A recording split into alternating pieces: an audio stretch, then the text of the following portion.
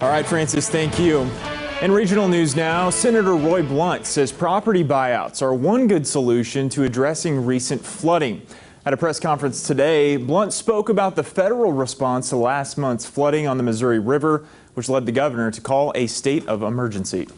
Buyouts make sense, and also understanding the importance of the farmland itself to be protected so we can use it as farmland is important, and both of those things are probably underappreciated in the federal response to flooding. The senator says he met with the Environmental Protection Agency director and the civilian head of the Army Corps of Engineers to discuss flood management.